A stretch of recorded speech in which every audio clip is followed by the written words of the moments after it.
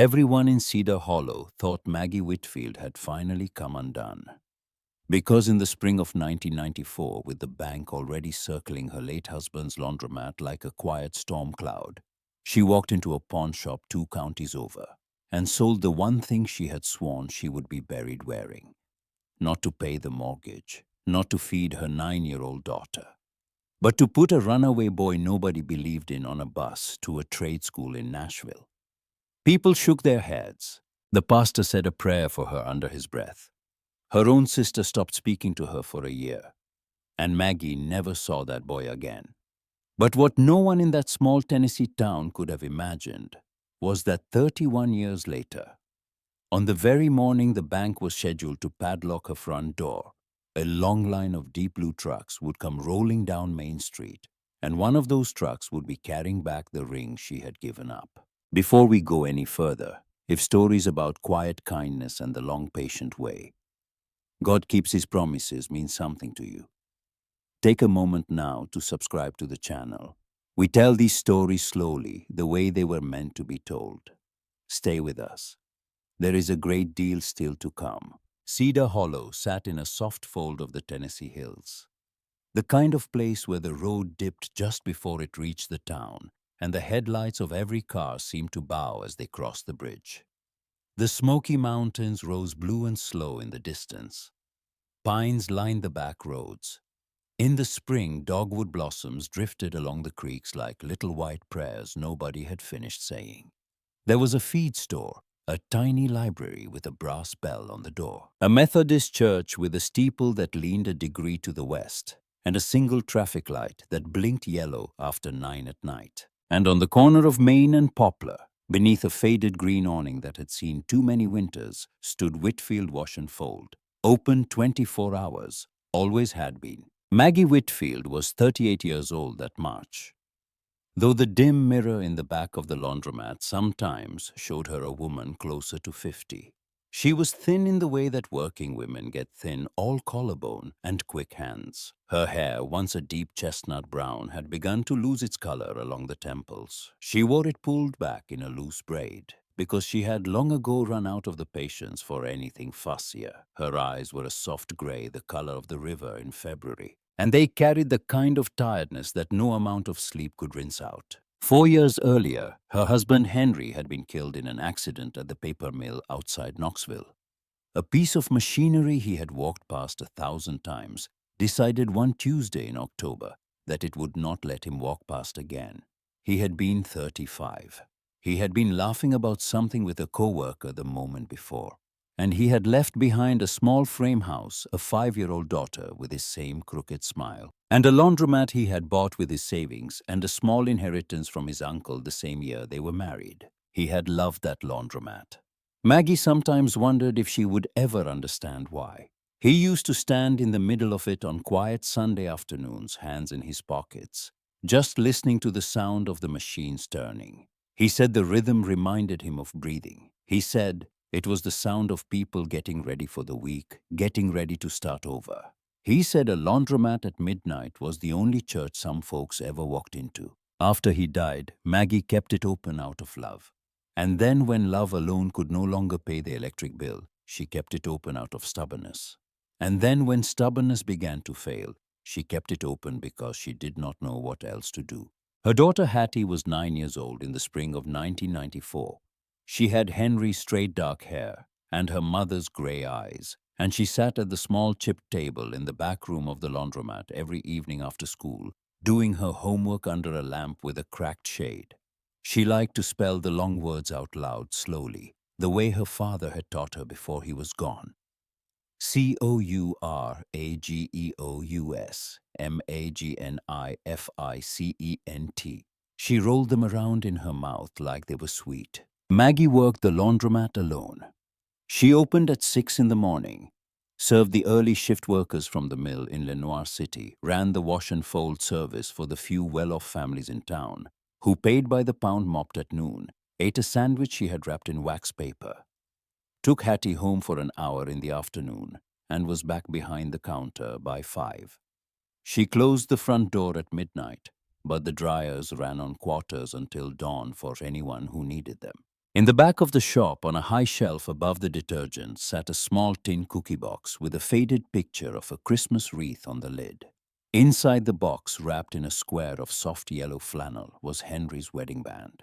Maggie did not wear it on her finger anymore. She had stopped wearing it the night she realized she could not stand the sight of her own bare ring finger if it ever slipped off in the dishwater. So she had set both rings, hers and his, side by side in the flannel. And she opened the tin only on the anniversary of his death, only late at night, only when Hattie was already asleep. That was the shape of her life: soap and quarters and a tin box. And on the desk in the back room, half hidden under a stack of unread magazines, a thickening stack of letters from the bank in Knoxville. The first letter had come the previous September, the second in November, the third in January. The fourth had arrived only 2 weeks ago, and that one unlike the others she had opened. 60 days, $3,200. After that, the locks. After that, the auction. After that, a quiet ending to the only thing of her husband's she had managed to keep alive. She had not told Hattie. She had not told her sister. She had not told the pastor. She had not even told Ruth Bowen, who ran the grocery 2 doors down and who had been her best friend since the 7th grade. She carried the number around in her chest like a small cold stone, and she kept the laundromat lights on as if nothing in the world were wrong. The rain came down hard on the night the boy first walked through the door. It was a Thursday in the middle of March, just past 11 at night. The wind had been kicking up since supper time, and by 10 the sky had opened in earnest. Rain hammered on the green awning. Water ran down Main Street in dark sheets. The traffic light at the corner blinked yellow into the empty road. Hattie was asleep on the old corduroy couch in the back room, her cheek pressed against a folded towel, her arithmetic homework forgotten on the floor. Maggie was folding a load of sheets at the long stainless counter when the bell over the front door rang. He came in slowly, as if he were not sure he was allowed. He was tall, maybe 6 feet, but so thin that his denim jacket hung off him like it had been borrowed from somebody twice his size. His hair was the dark brown of wet bark, too long falling into his eyes. He was soaked through. Water ran off the hem of his jacket and pooled around his boots. He carried no laundry. He carried no bag. His hands, when he raised them to push his hair back, were red with cold. He stopped just inside the door. He did not look at Maggie. He looked at the floor, and then at the row of dryers along the far wall, and then back at the floor. She set down the sheet she had been folding. She did not ask him what he wanted. She had been raised by a mother who knew that a person who walks into a laundromat at 11 at night in the pouring rain without any laundry has already answered every question worth asking. You can sit by the dryer on the end. That one runs a little warm. There's coffee in the pot in the corner. It isn't fresh, but it isn't terrible. He looked up at her then for the first time. His eyes were a startling pale blue, the color of the sky behind a thunderhead. He swallowed. His mouth moved as if he were trying to remember how to thank someone. Then he nodded once very slightly and walked to the dryer on the end and sat down on the bench beside it, and he did not say a word. Maggie went back to her folding. She did not watch him. She knew enough about pride to know it could not be looked at directly, not when it was that fragile. Out of the corner of her eye, she saw him lean his head back against the warm metal of the dryer and close his eyes. She saw the small involuntary shiver run through him as the heat began to find his bones. She saw his hand, when he thought she was not looking, slide under the bench beside him and feel along the floor. She had seen people do that before. People who were down to nothing sometimes checked the floor for forgotten quarters. There was no shame in it. Henry used to leave a quarter on the windowsill on purpose every night just for that. She folded sheets until she ran out of sheets. Then she folded towels. Then she walked into the back room and took the half a turkey sandwich she had been saving for her own lunch the next day out of the small refrigerator, and she put it on a paper plate with a handful of potato chips and a cup of the coffee from the corner pot. And she set the plate on the bench beside him without a word and walked away.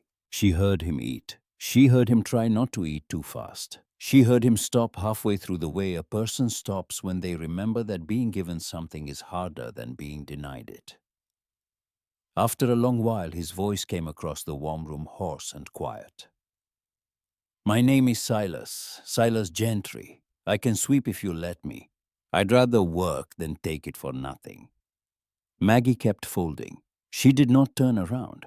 She let him have the dignity of his offer reach her before she answered. "There's a broom by the back door. The corners by the change machine could use it. When you're done, come sit by the warm dryer again." He swept the laundromat for almost an hour. He did the corners by the change machine, and then he did the corners she had not asked him to do. He swept under the row of plastic chairs by the window. He swept the threshold where the rainwater had blown in. When he finished, he leaned the broom carefully in the spot he had taken it from, exactly as he had found it, and he sat back down on the bench by the warm dryer. That was when his jacket fell open, and Maggie saw the corner of the notebook in his inside pocket. He had laid his head back against the metal again, eyes closed. The notebook stuck out just enough that she could see the edge of it, a small battered cloth-bound thing the color of old tobacco. She might not have looked twice. But when his shoulder relaxed against the dryer, the notebook slid an inch further, and a single loose page slipped out and drifted to the floor. It landed face up at her feet. It was a drawing, done in pencil, done carefully the way a person draws who is in love with the thing he is drawing. It was the inside of a washing machine. Not the kind of sketch a child makes, the kind of sketch an engineer makes. Every gear was labeled. Every belt was numbered. In one corner, in a small, careful, blocky hand, were 3 words underlined twice: "How it sings." She stood there for a long moment looking at it. Then she bent down and picked it up, and she walked over to the bench, and she held it out to him. He opened his eyes. He saw what she was holding. The color drained from his face the way it drains from the face of someone caught at the edge of something he has spent his life trying to hide. "It is yours," she said gently. "I am not taking it from you. I am giving it back." His hand shook when he took it. He folded the page in half and slipped it back into the notebook, and the notebook back into his pocket, and he turned his face toward the dark window so she would not see what was happening to it.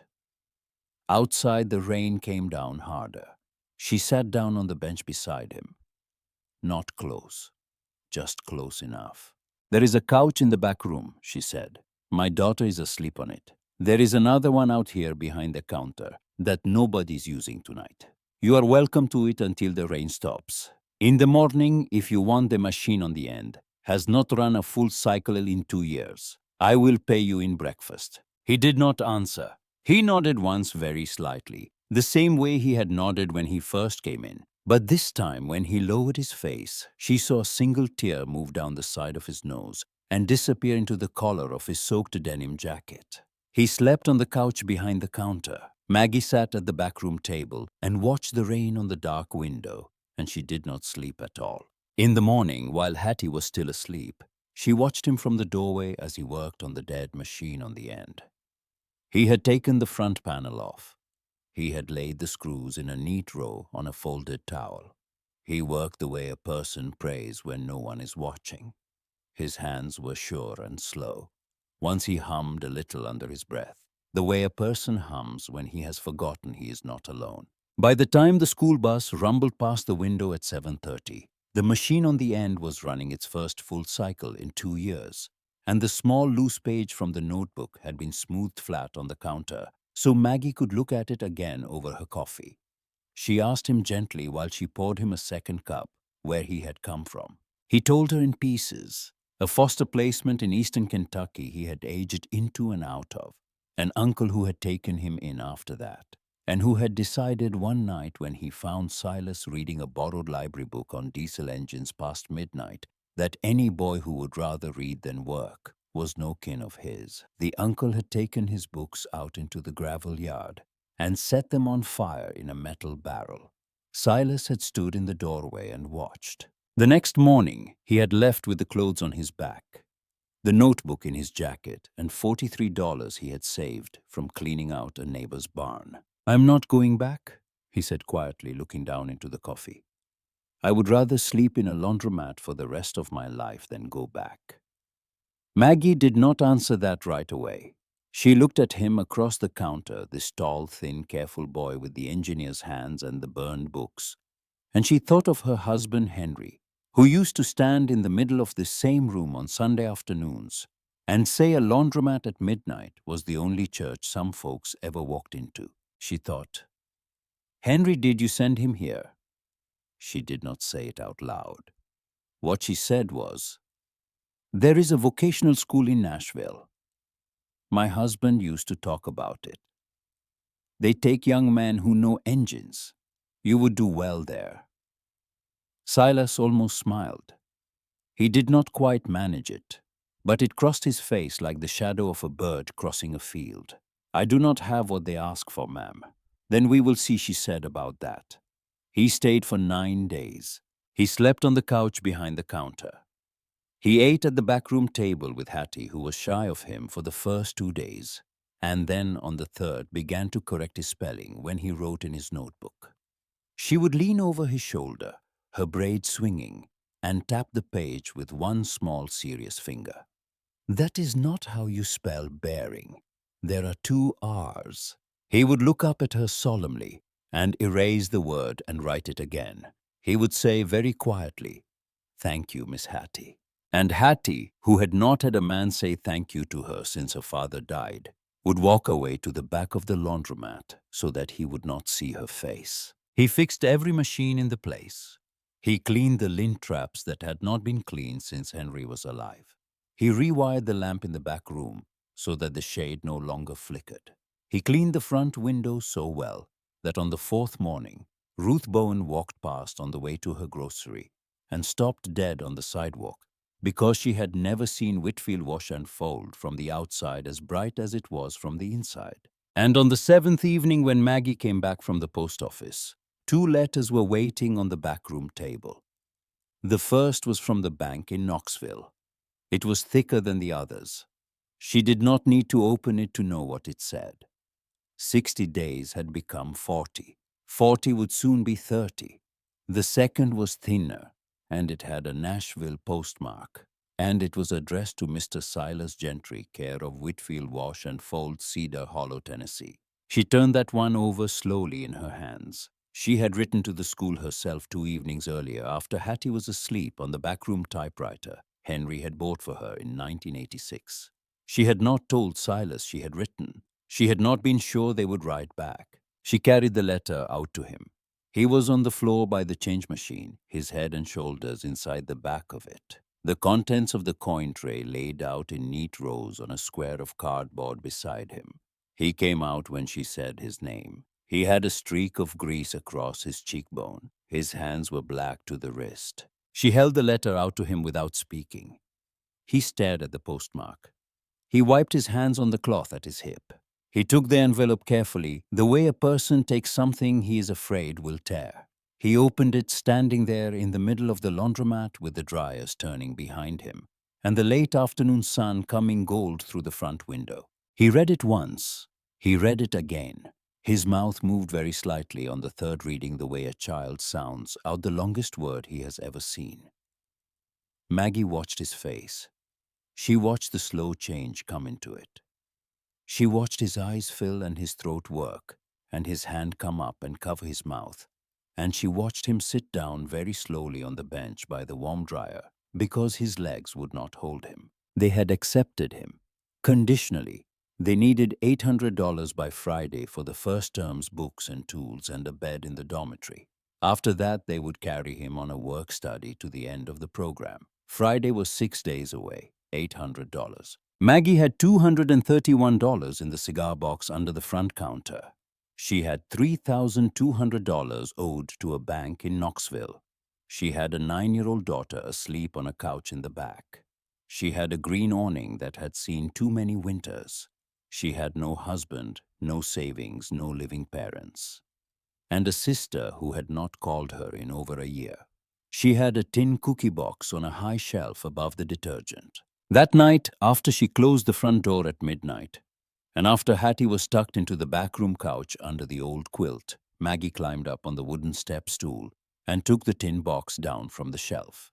She carried it into the back room and set it on the table under the lamp Silas had rewired. She did not open it for a long time. When she did, the small yellow flannel was still folded the same way she had folded it the night of Henry's funeral. She unwrapped it slowly. The two rings lay against the cloth the way they had lain against each other in their first apartment on the dresser every night for 11 years. She picked up Henry's band first. She held it under the lamp. She turned it slowly between her fingers. There was a small scratch on the inside just behind the inscription, where he had caught it on a piece of sheet metal at work the first week he wore it. She had teased him about it for the rest of his life. She set his band back down on the flannel. She picked up her own ring. She held it for a long time. She looked at it under the lamp. She looked at the back room couch where her daughter was sleeping. She looked at the front window of the laundromat where on the bench by the dryer at the end, the boy who had walked in out of the rain 9 nights ago was asleep with his notebook tucked under his cheek. She thought, Henry, you would do this. You would do this in a heartbeat. She wrapped Henry's band back in the flannel and set it carefully back in the tin and put the lid on. She slid her own ring off her finger. She held it in her closed hand for a long moment against her chest, the way she had held it the first night he had given it to her in the front seat of his Ford pickup outside the Methodist church in 1979. Then she opened her hand and dropped it into the pocket of her apron. In the morning before the sun was up, she pinned a note to the inside of the back room door. For Hattie started the old station wagon and drove to Knoxville. The pawn shop on Broadway opened at 9. She was there at 8:45 sitting in the wagon watching the light come up over the bridge. She did not cry. She had cried enough in her life to know that crying is a thing you save for the moments that deserve it. And this was not one of them. This was a moment that deserved a steady hand and a straight back. The man behind the counter was kind. He weighed the ring. He looked at her over his glasses. He asked her very gently if she was sure. I am sure, she said. My husband, when he was alive, used to say that a thing was only worth what it could do. This thing can do something today. I would rather it did the something than sat in a box. He gave her $840. She drove home with the envelope on the passenger seat beside her.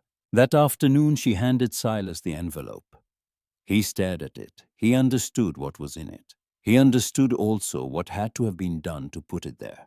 He looked at her bare hand. He opened his mouth to refuse. Before he could, she pressed something else into his palm, a small square of paper folded once into a neat rectangle. On it, in her steady, cramped hand, she had written 8 words the way her own grandmother had once written 8 words on the back of a railway ticket and pressed it into her father's hand when he left their farm at 16. Don't stop folding. Even the smallest cloth matters. You read that she told him when you want to quit. You read that and you do not quit. You hear me, Silas Gentry. You do not quit. He put the note in his shirt pocket over his heart. He put the envelope in the inside pocket of his denim jacket where his notebook had been. He took her hand, the bare one, the one that had worn the ring for 15 years, and he held it in both of his for a long moment without speaking. The Greyhound left Cedar Hollow at 4 in the afternoon on the following Tuesday. It rained again that day. Of course it did. The same soft Tennessee rain that had blown him in through her door was blowing him out of it, as if the same weather had been waiting 9 days to finish what it had started. Maggie stood under the green awning with Hattie pressed against her side. Silas stood at the foot of the bus steps with his denim jacket buttoned to the throat and his notebook in his hand, and the envelope and the folded note over his heart. He looked at her. He did not say goodbye. He said instead, very quietly, the only thing he could think of that would mean what he wanted it to mean. I will write. Maggie nodded.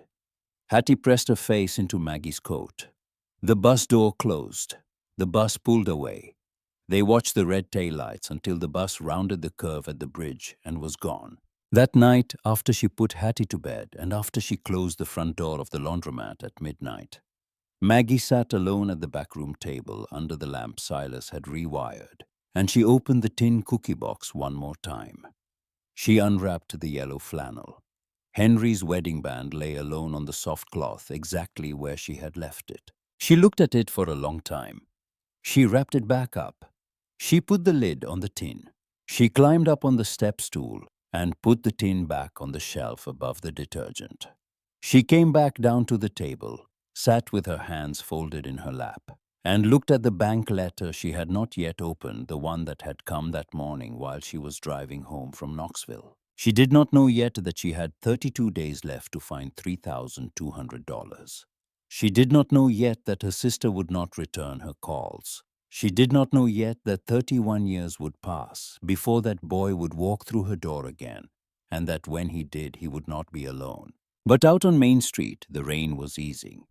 And inside the warm, bright laundromat, every machine Silas Gentry had touched was still turning one after another, like a slow, steady heartbeat in the dark. The next morning, Cedar Hollow looked exactly the way it had looked the morning before. And that was the cruelest thing about it. The traffic light blinked yellow. The dogwoods along the creek dropped a few more pale petals onto the wet sidewalks.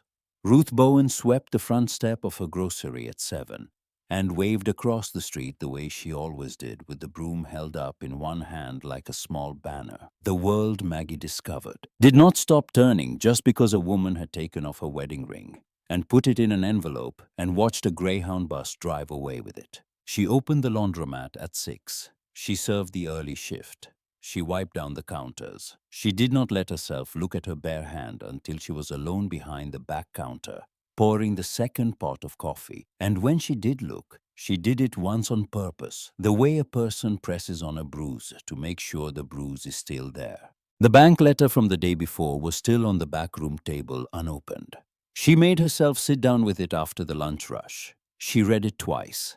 The first reading was for the words. The second reading was for the number at the bottom.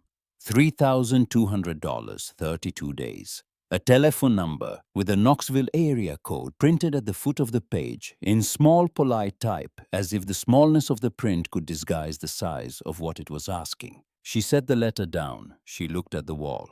She thought plainly, with no flourish, I have given the last thing I had to give. And then, because she was Henry Whitfield's widow and Hattie Whitfield's mother, and a woman who had never once in her life allowed self-pity to set foot inside the laundromat, she stood up, washed the coffee cups, and went back out front to fold a bag of towels for the school teacher who lived above the library. She told nobody about Silas. She told nobody about the ring. She told nobody about the letter. She carried all three the same way she had carried the unopened envelopes for months, in silence and upright. 200 miles west, the boy on the Greyhound had spent the night with his forehead against a cold window and the folded square of paper pressed against his breastbone through his shirt. Nashville came up at him through the rain at 3 in the morning, all wet lights and damp brick, a city much larger than anything he had ever stood inside. He got off the bus carrying a duffel bag he had bought for $3 at a thrift store in Cookeville, and inside the duffel were 2 changes of clothes. A wool blanket Maggie had pressed into his arms at the last second, the cloth-bound notebook, a paper sack with a turkey sandwich and an apple in it, and the envelope of money he had not yet opened, because opening it felt like spending it. The Brennan Technical Institute sat on the south side of the city, a low brick building beside a rail yard, the kind of school the state forgot about for years at a time, and then remembered all at once when a graduating class quietly went out and kept the country running. He stood across the street from it at 6 in the morning with his duffel at his feet and tried to make his legs walk him over. It took him almost an hour. The woman at the front desk, a heavy lady in a cardigan, the color of wet leaves, looked up at him over the rim of her glasses, took in the wet jacket and the duffel, and the way he was holding the envelope in both hands like a baby bird, and said without unkindness, "Honey, are you the Gentry boy from Tennessee?" He nodded. She nodded back. She told him to sit down in the chair by the radiator until somebody came for him, and she said more gently, "Eat that sandwich, child. You look like a sheet hung out in February." The first weeks were the kind of weeks that nobody photographs. He failed his entrance reading test. He had known he would. The letters had been doing what they had always done, sliding and flipping and refusing to sit still on the page, and he had answered as best he could and walked out of the testing room with his ears burning. He was put on academic probation before he had attended a single class. The dormitory bed they assigned him was in a 4-bedroom with 3 boys from Memphis who spoke a fast, bright slang he could not follow, and who watched him unpack his wool blanket and his 2 changes of clothes with a polite pity that was almost worse than meanness. He took a night job within the first week because the envelope from Cedar Hollow would not last, and he knew it. The job was sweeping and locking up at a sewing machine repair shop 3 blocks from the school, a narrow storefront with a hand-lettered sign that read, Lindstrom and Son since 1962. The son had been gone for 22 years, lost in a war whose name nobody in the shop spoke aloud. What remained was Cora Lindstrom, a small straight-backed widow in her late 60s with white hair pinned up in a knot at the back of her neck, and pale blue eyes that did not miss very much. She hired him on a Tuesday. She watched him sweep the shop on Wednesday. On Thursday, she asked him while she was locking the cash drawer what he had been reading on the bus on his way to Nashville. He told her he had been reading a borrowed library book on hydraulics. She nodded once, and the next morning when he came in, there was a thin yellow ruler laid across the page of the shop's repair log. And she said, without looking up, "Some folks read better when the line cannot run away from them. Try it." She never said the word dyslexia to him. She never said the word kindness either. She simply every evening for the next 3 months left a yellow ruler on his workbench and a tuna sandwich wrapped in waxed paper on top of the ruler, and a thermos of coffee beside the sandwich, and she pretended every morning that she had no memory of any of it. He kept the small folded note in his shirt pocket. He took it out at night after the dormitory lights were off, and he read it by the light from the street lamp outside the window. Don't stop folding. Even the smallest cloth matters. He read it on the nights he thought he could not face another reading test. He read it on the night his roommates went out to a dance and he did not have the money to go with them. He read it on the night he scored a 42 on a written exam he had studied for until 2 in the morning. He folded it back along the same creases every time, and the creases grew soft and dark with the oil of his fingers. It was the middle of June before he learned what was wrong with the way the letters moved on the page. A woman named Mrs. Pendleton taught the afternoon remedial reading class. She was somewhere past 50 with a soft voice and a way of standing very still in the front of the room while the boys settled. She had spent 20 years teaching in a county school for children who had been told all their lives that they were slow. On the 3rd week after she had watched Silas struggle through a single paragraph for the 4th class in a row, she asked him to stay after the others left. She did not tell him he was stupid. She did not tell him he was lazy. She asked him to read a single short word on a piece of yellow paper, and then the same word on a piece of white paper. And then she asked him to read the word out loud while she held a sheet of clear blue plastic over the page. The word which had jumped on the white paper held still under the blue plastic. He read it the first try. He looked up at her. He could not speak. "It has a name," she said gently. "It does not mean you cannot read. It means you read differently. We are going to find the way you read, Mr. Gentry. You and I are going to find it together." He walked out of her classroom that afternoon and stood in the hallway and put his hand flat against the wall and bowed his head and breathed slowly the way a man breathes when he has been carrying a thing his whole life and has just learned that the thing has a name and the name is not worthless. That night, he wrote a letter to Cedar Hollow. It was short. It said only that the school had taken him, that the people there were good, that he had found a job, that he was eating. He did not say what he had learned in Mrs. Pendleton's classroom. He did not yet have the words for it. He folded a $20 bill inside the page because he had been paid the day before and because he could think of nowhere else in the world he would rather send it. He sealed the envelope. He walked it to the corner mailbox on his way home from the night shift, and he stood for a moment with his hand on the metal lid before he let it fall. Back in Cedar Hollow, the letter arrived on a Thursday, and Maggie read it standing behind the front counter of the laundromat with a pile of warm towels at her elbow. She read it twice. She did not let herself cry until she had walked into the back room and closed the door. She put the $20 bill into the cigar box under the front counter. She put the letter into the bottom of the tin cookie box on the high shelf beside the yellow flannel. From that day on, every letter he sent her went into that tin in the order in which they came. The 32 days came and went. She drove to Knoxville. She sat across a desk from a man in a gray suit who looked at her over a manila folder and used the word restructure. The word, when he said it, sounded like the word defeat in a different jacket. She signed the papers he gave her. The papers gave her another 90 days at a steeper interest rate. The papers also took a small second lien against the building, which the man in the gray suit explained the way a doctor explains a procedure that is not supposed to hurt very much. She thanked him politely the way her mother had taught her to thank everyone, and she walked out of the bank into the parking lot and sat in the station wagon for 15 minutes before she trusted her hands to drive. She did not tell Hattie. She did not tell Ruth. Ruth, however, was not a woman who needed to be told. The first sack of groceries appeared on the back step of the laundromat on a Saturday morning in late April.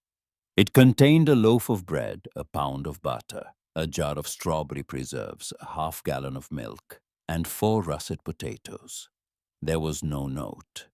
Maggie carried the sack inside and set it on the counter and stood looking at it for a long time. She did not walk down the street to Ruth's grocery to thank her, because she understood that the moment she said the word thank out loud, Ruth would have to stop doing it. So she did not say the word. She simply, the next Saturday when she walked down to buy a quart of oil for the backroom lamp, paid Ruth for the oil with a quarter more than the oil cost, and Ruth, without looking up from the register, slid the quarter back across the counter. And Maggie, without looking up from her change purse, slid it back, and that was how it was settled between them. The sack of groceries appeared on the back step every Saturday for the next 21 weeks. Other things began to appear too. A pair of new sneakers for Hattie outside the back door on the morning of her 10th birthday, in a plain box with no card. A second-hand winter coat hung over the backroom chair one Friday in November, smelling of cedar. A small envelope tucked inside the cash drawer one Tuesday morning, with 3 $20 bills and a piece of paper that said, only in a hand Maggie did not recognize for the lights, from a friend of Henry's. The town did not say a word to her about any of it. The town simply, in its own quiet way, decided that the Whitfield woman was not going to lose that laundromat on its watch, and the town went about the business of keeping that decision without ever once making her acknowledge it. She paid down the second lien by the end of the summer. The years began to move then, the way years move in places like Cedar Hollow, slowly on the surface and very fast underneath. In Nashville, Silas finished his first program and was kept on for a second. Mrs. Pendleton taught him how to read with the yellow rulers and the blue overlays, and a patience that made him weep into his pillow one night out of pure, unmanageable gratitude.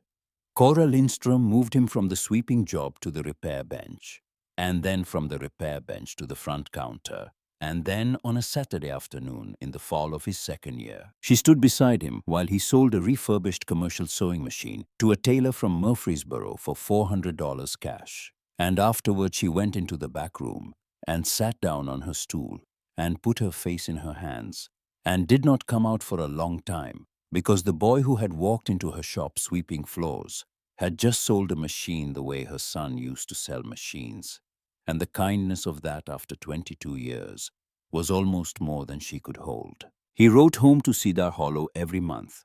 The letters went into the tin. Hattie grew up. She lost her 2 front teeth in 1995. She won a spelling bee in 1996 by spelling the word resilient in front of the gymnasium of the Consolidated Middle School. She started high school in 1999. She was by then a tall, serious girl with her father's straight dark hair and her mother's gray eyes, who carried herself with the careful, upright dignity of a child who had grown up watching her mother carry too much. She did not ask during those years where her mother's wedding ring had gone. She had asked once at the age of 10 while she watched Maggie wash dishes at the kitchen sink, and Maggie had looked down at her hand for a moment and said very gently, "It went where it was needed most, sweetheart." Hattie, who was old enough by then to recognize an answer that was also a closed door, had nodded once and not asked again. But she remembered the answer. She kept it folded up inside her, the way her mother kept letters folded inside a tin box on a shelf. Silas opened the first laundromat of his own in the spring of 2001, 3 months after he turned 24. It was on the south side of Chattanooga, beside a tire shop. 8 machines, 4 dryers, and a hand-lettered sign over the door that read, "Gentry Wash and Dry." He used every dollar he had saved in 7 years of night work at Cora Lindstrom's. He worked the counter himself 16 hours a day. By the end of the first month, he had 2 regular wash and fold accounts and the small, steady beginning of a reputation. By the end of the second month, he had 3. The fire happened on the 11th of August at 2 in the morning when the place was closed. Nobody ever proved what started it. The official report mentioned an aging dryer motor and a lint trap that had not been cleaned by the previous owner of the building in years before Silas ever signed the lease. By the time the volunteer brigade got the front door open, every machine he had bought was a black skeleton. Every dryer was warped, and the small back office where he kept his ledger and the framed photograph Mrs. Pendleton had given him on graduation day was a heap of ash. He stood across the street from it in his sock feet because he had run out of the rented room above the tire shop without remembering his shoes. And he watched his life burn. The insurance which he had bought from a friendly man with a mustache, who had assured him it covered everything, covered almost nothing. There was a clause. There was always a clause. He learned sitting on a metal folding chair in a fluorescent-lit insurance office in downtown Chattanooga 3 days later that he was responsible for more than $13,000 in damages he did not have. He did not eat for 2 days. He slept on the floor of the rented room above the tire shop. He turned his face to the wall when the landlord knocked. On the second night, somewhere past 3 in the morning, he sat up in the dark and put his hand into the pocket of his shirt, which was the only place in the world he ever kept that small folded square of paper, and he took it out. The creases were so soft by then that the paper opened like cloth. He read the 8 words by the light of the street lamp outside the window, the same way he had read them in the dormitory in Nashville 7 years before. Don't stop folding, even the smallest cloth matters. He read it 12 times. He put it back into his pocket. He slept for 4 hours, which was the longest stretch of sleep he had had since the fire. In the morning, he walked to the grocery store on the corner and asked the owner, a man named Theodore Vance, who was about to retire and who had once been a deacon at a Baptist church on the east side, whether the small empty space at the back of the store, the one Mr. Vance had been using for stock, might be rented for $50 a month. Mr. Vance, who had watched the fire from his front step the week before, said yes, and then after a moment said the first month was on him. Silas put 1 second-hand washing machine and 1 second-hand dryer into that corner, and he hung a piece of cardboard over them that read, "Gentry Wash reopening soon." And the next morning at 6 o'clock, he was open. By the spring of 2003, he had 8 machines again.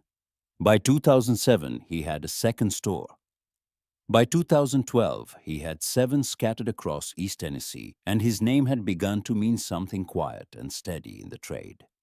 He named each store after a kind of cloth because he had never stopped thinking about the 8 words on the folded page in his pocket. Linen, cotton, flannel, wool, muslin, poplin, chambray. Every March he drove the old highway through Cedar Hollow. He never stopped. He was afraid to. He had built up in his mind by then the idea that the woman who had given him the ring had perhaps moved away, or perhaps lost the laundromat in those first hard years after he left. Or worst of all, that she might not remember him as warmly as he remembered her, and he could not bring himself to find out. So he drove the highway slowly past the bridge, past the green awning. He could see for 2 seconds through the trees, and he kept driving. And he drove that way every March for 11 years. The last letter he ever sent Maggie was in the spring of 2008. He had been newly married then. He had wanted her to know. He had wanted also to ask if he might come and visit with his wife in the summer. He had stamped the letter and walked it to the mailbox in Chattanooga and put it in. The letter never reached Cedar Hollow.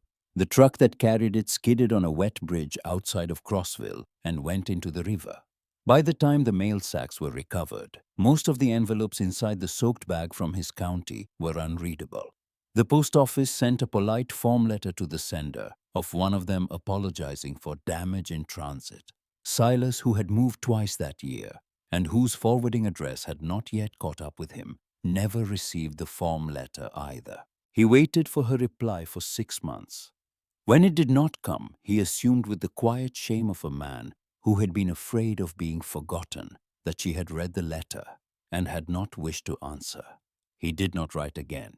17 years passed in that silence. In Cedar Hollow, Maggie turned 40, then 50, then 60, then 65. The chestnut left her hair entirely. The gray eyes grew softer at the edges. Hattie grew up and moved to Knoxville and became a nurse on a pediatric ward. And she came home most Sundays and she brought groceries her mother pretended not to notice. And she stood at the counter of the laundromat on Saturday mornings and folded sheets with her sleeves pushed up to her elbows in a way that made Ruth Bowen, who was by then 78, look out her grocery window and say to herself, "That child folds the corners like her mother. Henry would be so proud." Maggie kept the green awning over the door. She paid the new mortgage. She paid the new lien. She paid the next one after that. The town went on quietly, leaving small things at her back step. And she went on quietly, pretending not to know who had left them. And that was the long, slow understanding between Maggie Whitfield and Cedar Hollow for 31 years. It was in late February of 2025 that Sheriff Frank Holloway, who had taken over the office when the old sheriff retired, and who had grown up 2 streets from Maggie, and remembered her as a tall, thin girl with a chestnut braid in the 7th grade, came through the front door of the laundromat with his hat in his hand and his eyes on the floor. He stood across the counter from her for almost a full minute before he could speak. "Maggie," he said finally, very quietly, "I'm sorry, it is the last one. They have set the date. You have 14 days. He laid the envelope on the counter the way a man lays down something that has burned his hand. She looked at it. She looked at him. She did not pick it up. She thanked him for bringing it himself instead of letting the man from the bank drive down from Knoxville, and she walked him to the front door and watched him walk back across Main Street to his cruiser. And only then did she carry the envelope into the back room and set it on the table under the lamp. That night, after she closed the front door at midnight, she did not sit at the backroom table. She climbed the wooden step stool slowly, because her hip was not what it had once been, and she took down the tin cookie box. She had not opened it in 17 years. She carried it into the back room. She set it under the lamp. She lifted the lid. Henry's wedding band lay on the yellow flannel exactly where she had left it the night she sold her own.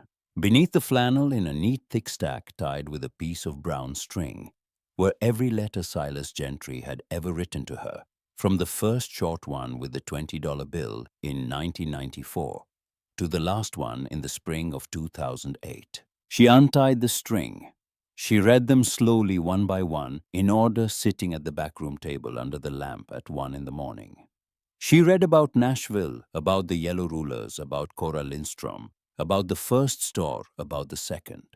She read the letter from the spring of 2001, in which he had told her that he had named his first laundromat Gentry Wash and Dry. She read the letter from 2006, in which he had told her that he had bought his 5th store. She read the letter from 2008, in which he had told her he had married a woman named Susanna, and that he hoped more than anything in the world that the 2 of them might come and visit her in the summer. There were no letters after that. She held that last letter for a long time. She read it again. She turned it over. She looked at the date. A small, slow, terrible thought began to make its way down through the 17 years. She thought. He stopped writing. He built his life. He moved on. Of course he did. That is what young men are supposed to do. That is what I wanted for him. She set the letter down on top of the others. She looked at Henry's wedding band on the yellow flannel. She looked at her own thin, bare hand resting beside it on the table. She thought with a clarity that surprised her. Did I give the ring of the only man I ever loved to a boy who no longer needs to remember me? She did not cry. She had cried enough in her life to know when crying would not help. She wrapped Henry's ring back in the flannel. She put the letters back on top of it. She put the lid on the tin. She sat with her hands folded on the table. Outside, the wind moved through the bare branches along Poplar Street. The traffic light blinked yellow at the corner. In the front room, the dryers turned in the dark, slow and steady, as they had turned every night for 31 years. She had 14 days. She did not yet know that on the morning of the 14th, before the sun was up, 23 deep blue trucks would be rolling one behind the other down the old highway out of Chattanooga toward the bridge at the edge of Cedar Hollow, and that the man driving the lead truck had been carrying in the inside pocket of his coat for 11 years the ring she thought she had given away forever. The 14 days did not pass the way she had thought they would. They passed instead the way a long Sunday afternoon passes when you have known since morning that the visitor you are waiting for is not coming. There was an ache to the daylight that had not been there before. Every familiar sound, the bell over the front door, the clack of quarters into the change machine, the slow tumble of a load at its highest spin came to her now with the quiet weight of a thing she was about to lose. She did not tell Hattie. Hattie called every evening the way she had called every evening since she had moved to Knoxville, and Maggie spoke to her about the weather, about the new bread Ruth was baking, about the cardinal that had built a nest in the awning over Poplar Street. She did not say the word 14. She did not say the word bank. She told herself every evening after the call that she would tell her in the morning. Every morning she told herself she would tell her at noon. By the 7th day she had still not said the word. She did, however, do one thing she had not done in 17 years. She wrote a letter. She wrote it at the backroom table at 1 in the morning on a single sheet of white paper with the same fountain pen Henry had given her on their 5th anniversary. She wrote it slowly. She crossed out 3 lines and started over twice. When she was done, the letter was only 4 short paragraphs long. She put it in an envelope. She wrote on the outside in her steady, cramped hand, Mr. Silas Gentry, last known of Chattanooga. She did not have an address. She did not have a current one anyway. She set the envelope on the corner of the desk and looked at it for a long time, and then she put it inside the tin cookie box on top of all the others, because she did not know where in the world to send it, and because she could not yet bring herself to throw it away. She turned out the lamp. On the morning of the 14th, she was up before the sun. She had not slept. She made coffee. She stood at the front window with the cup in her hand and watched the sky over the Smoky Mountains begin to turn the pale, slow color of the inside of a seashell. She thought of Henry. She thought of him often in those early hours, the way a person thinks of the dead, when she is about to make a decision he would have wanted to be part of. She heard the first engine at 6:43. She did not at first understand what she was hearing. It was a deeper sound than the milk truck. It was steadier than the school bus, which did not come down Main Street until 7:30.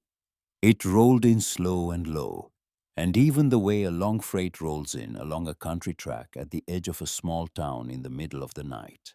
Then she heard the second engine, and the third, and the fourth. She set the coffee cup down on the front counter. She walked to the front window. She put her hand flat against the cold glass. They were coming over the bridge. The lead truck came first, a deep blue pickup, polished, washed the color of the river at dusk. Behind it came a second pickup, the same blue. Behind that, a service van.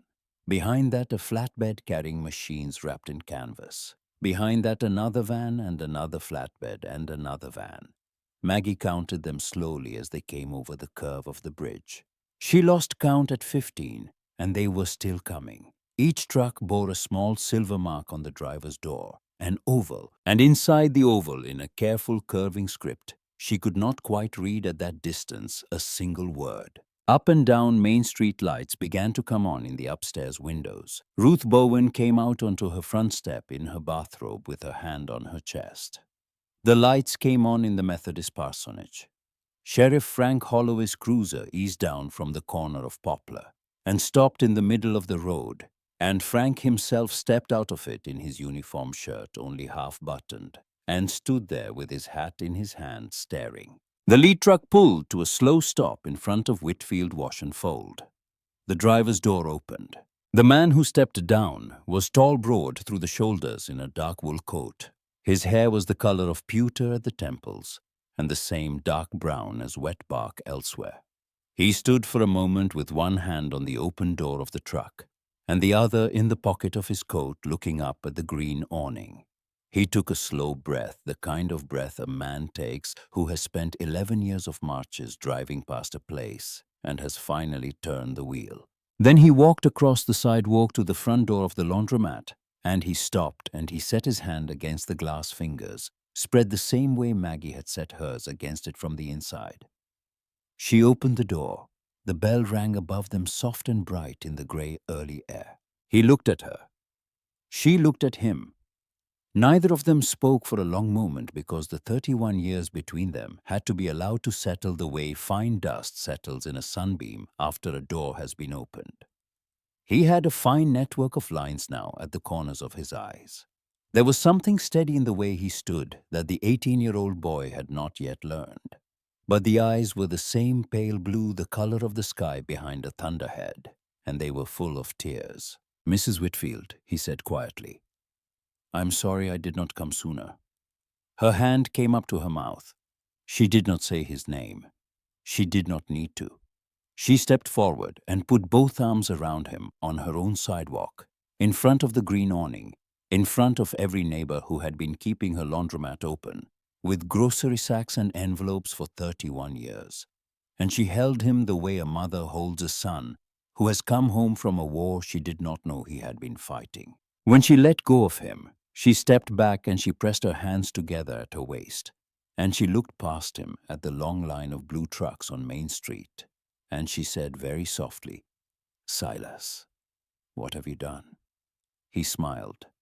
It was not the shadow of a smile he had almost managed in 1994. It was a full one, slow and steady, and a little broken at the edges. "I will explain everything," he said. "But first there is somebody here who would like to be the one to tell you." He turned and he raised his hand, and the door of the second blue pickup opened, and Hattie stepped down onto the sidewalk. Maggie's hand went back to her mouth. Hattie crossed the sidewalk to her. She was wearing her nurse's coat because she had driven straight from the end of her night shift, and her hair was pulled back the way it always was, and her gray eyes, her mother's gray eyes, were brimming. "Mom," she said. Her voice cracked. She tried again. "Mom, I have been writing to him since 2019. I have been planning this with him for 6 years. I am so sorry I could not tell you. We wanted today to be today." Maggie looked from her daughter to the man beside her. She looked from the man back to her daughter.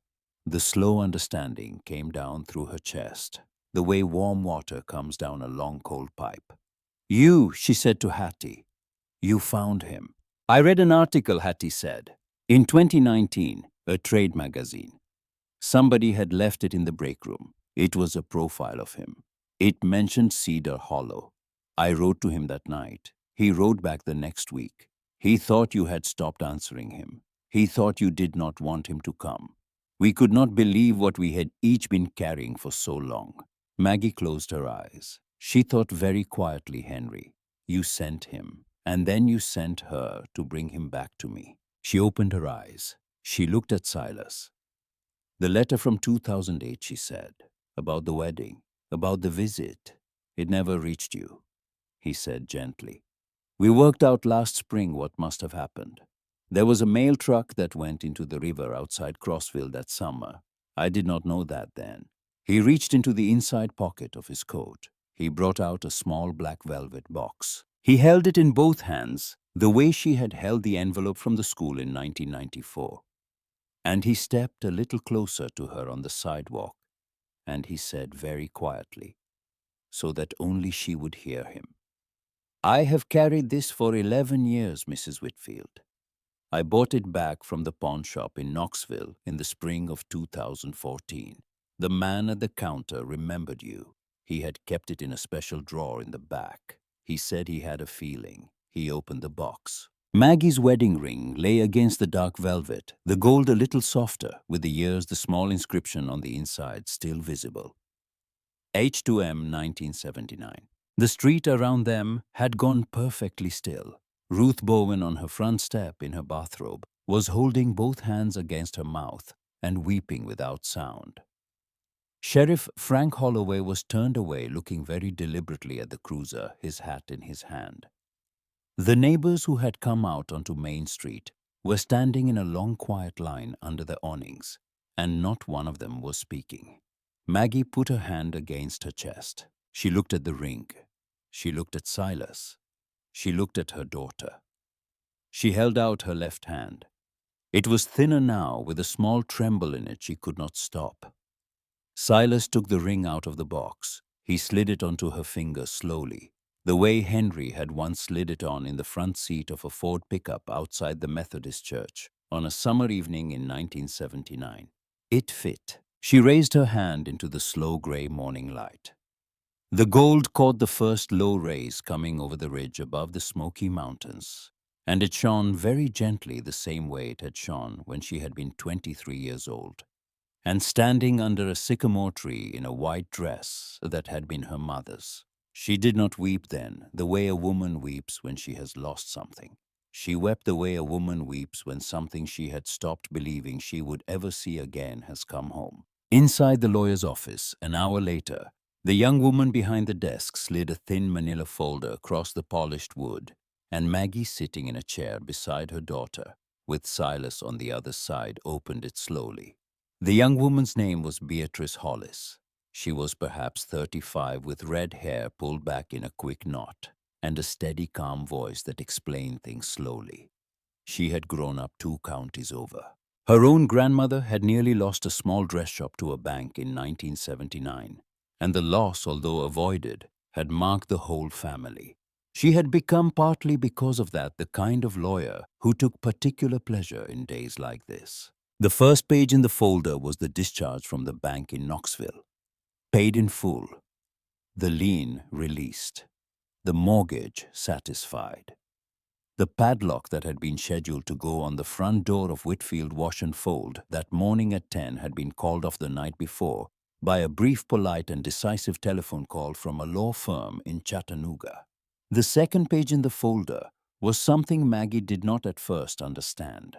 It was a deed, not to the laundromat, to the small empty storefront beside it, the one that had stood vacant since the hardware store had closed in 2011. The deed was in her name. She looked up at the young lawyer. She looked at Silas. He smiled. He leaned forward in his chair. He said very softly, "Mrs. Whitfield, I have built 23 laundromats. Each of them is named after a kind of cloth. I would like to build a 24th. I would like to build it here beside yours in the storefront next door, with your permission. And I would like to name it Henry's." She put her hand over her mouth. She lowered her face. Her shoulders shook. The third page in the folder, after she had taken a moment, was the page that finally let her weep all the way through. It was a plan for the back room of Whitfield Wash and Fold. The plan turned the back room into a small bright space with 3 tables and a row of yellow rulers and a small shelf of clear blue overlays.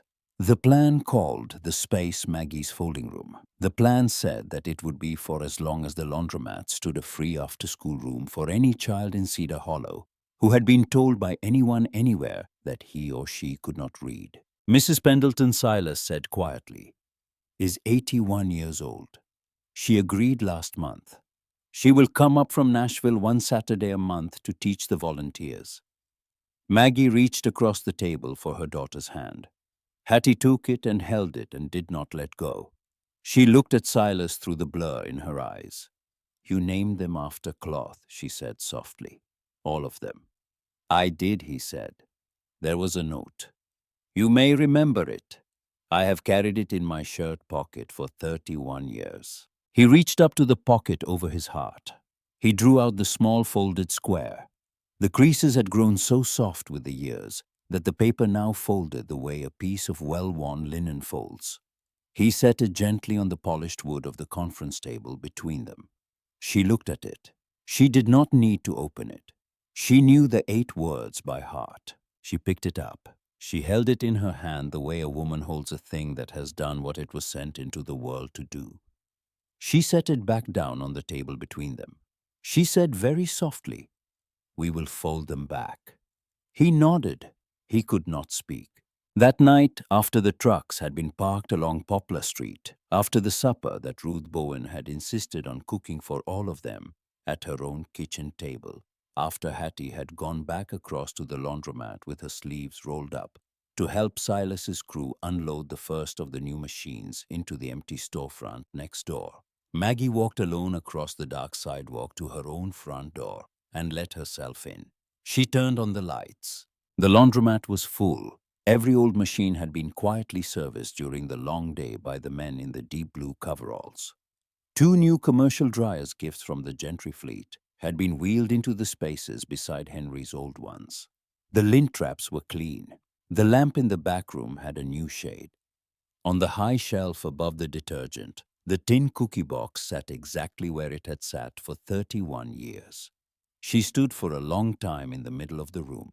She could smell the warm, soft scent of the detergent and the faint, clean smell of the cotton sheets folded along the back counter. She could hear the slow, steady tumble of the dryers turning down at the end of the row, the deep washers on the wall starting their long, even cycles. The light came down on the white tile floor in soft yellow pools. She walked to the counter.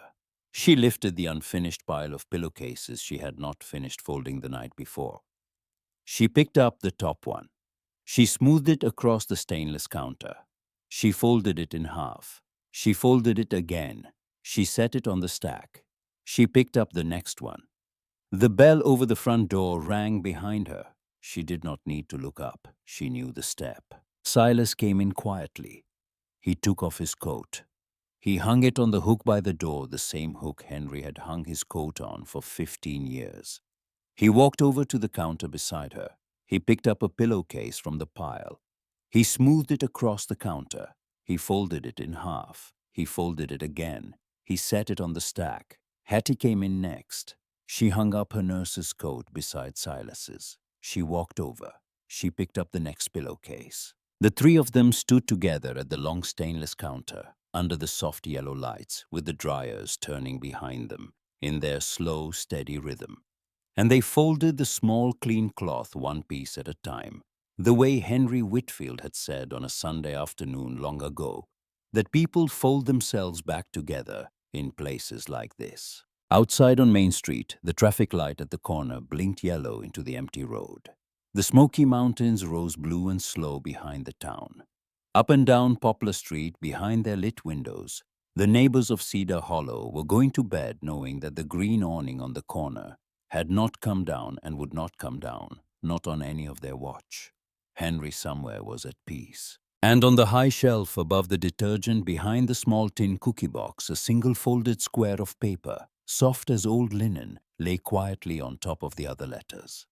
The crease across its middle was so worn by the long years of a young man's pocket that the paper had taken on the patient softness of a thing that has been carried and reread and refolded and carried again until it had become in the end a kind of cloth itself. Maybe that is how love works sometimes. Not in the grand things we hold on to with both hands, but in the small things we give away almost without knowing what we are doing, that come back to us in a shape we never saw coming.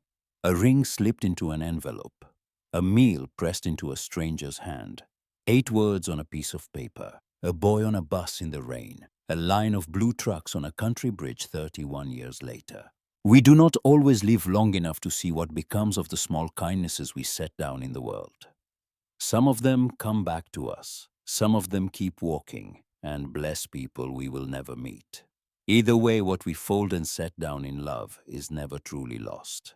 It is only waiting somewhere to be opened by the right pair of hands. If you have been carrying a kindness someone gave you long ago, a word, a meal, a quiet sacrifice nobody else ever knew about, tell us about it in the comments tonight.